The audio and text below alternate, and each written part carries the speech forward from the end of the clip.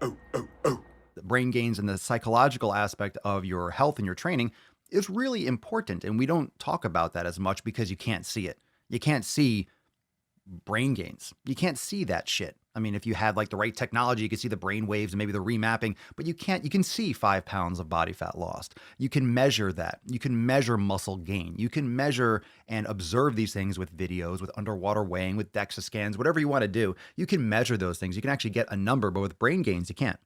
You can't get any kind of valuable feedback except from within. So one of the things that I like about it the most is it pressures you, or it encourages you to go deeper within yourself, to self-appraise, to, I guess, be kind of like a third party in your own mind and adjust and assess what's going on in your own head. What's going on in your own head? What you're actually, what is actually going on objectively? Because you can really see, once you start meditating, you can actually see where your thoughts are coming from. You can understand better the triggers. And that's going to help a lot for those of you that have addictive predispositions, for example, for food, certain triggers that will lead down different paths. You can catch those things a lot earlier. You'll make better decisions. You'll make better decisions you make decisions for the right reasons. You want to make it for the right reasons. You want to make it for your reasons.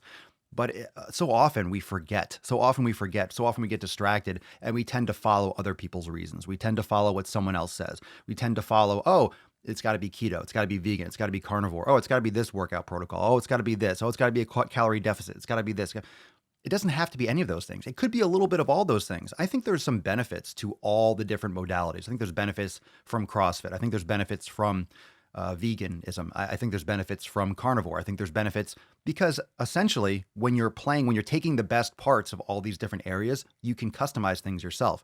And if you understand how to learn, and you relearn how to learn, and you unlearn the shitty ways that you've been taught to be automatic, to just be a mirror and just spitting back like an answer just because, once you start to really have autonomy with your own thoughts, you're able to take the best of these things from these different areas and actually provide value to yourself and individualize your nutrition, individualize your training, individualize your life. It's important.